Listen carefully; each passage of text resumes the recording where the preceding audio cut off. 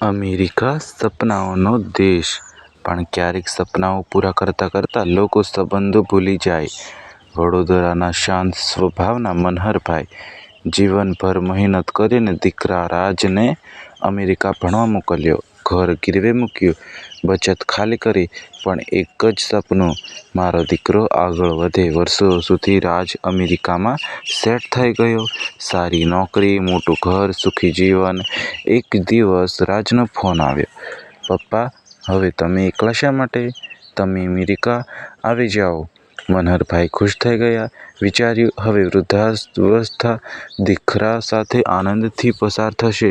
થોડા મહિનાઓ પછી તેઓ અમેરિકા પાછા પહોંચ્યા.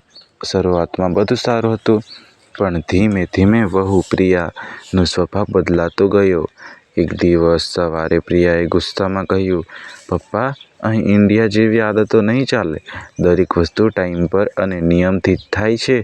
મનહરભાઈ શાંતિથી બોલ્યા, બેટા, હું પ્રયત્ન કરીશ. પણ વાત અહીં અટકી નહીં. મહેમાનો આવ્યા ત્યારે પ્રિયાએ કહ્યું, અમે તો અહીં બહુ બીઝી છીએ. ઉપરથી સસરા આવ્યા છે. હવે બધું મેનેજ કરવું પડે છે. એ શબ્દો હાલમાં દિલમાં લાગ્યા. મનહરભાઈએ ક્યારેય પોતાને બોજ નથી માન્યા. રાત્રે એકલા બેઠા વિચારતા હતા, શું હું ખરેખર તેમની માટે સમસ્યા છું? એક દિવસ પ્રિયાએ સીધું જ કહી દીધું, પપ્પા, તમે ઇન્ડિયા પાછા જવાના પ્લાન ક્યારે કરો છો? ઘરમાં શાંતિ છવાઈ ગઈ.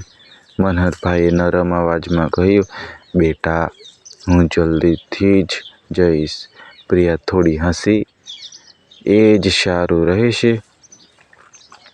બીજા દિવસે સવારમાં મનહરભાઈએ એક ફાઇલ લઈને રાજ અને પ્રિયા સાથે ગયા. રાજ, જ્યારે તું અમેરિકા આવતો હતો ત્યારે મેં મારી આખી બચત તારા ભવિષ્ય માટે લગાવી દીધી હતી. પણ મેં મારી જાત માટે પણ થોડું વિચાર્યું હતું. રાજ ચોંકી ગયો, પપ્પા? બેટા, અહીં આવ્યા પછી મેં મારી જૂની બચતથી એક નાનું ઘર લીધું છે. મારે કોઈ પર બોજ બનવું નથી. પ્રિયા ચોંકી ગઈ. તેને લાગ્યું કે સસરા નિર્ભર છે, પણ આજે ખબર પડી કે તેઓ આત્મસન્માનથી જીવતા માણસ છે.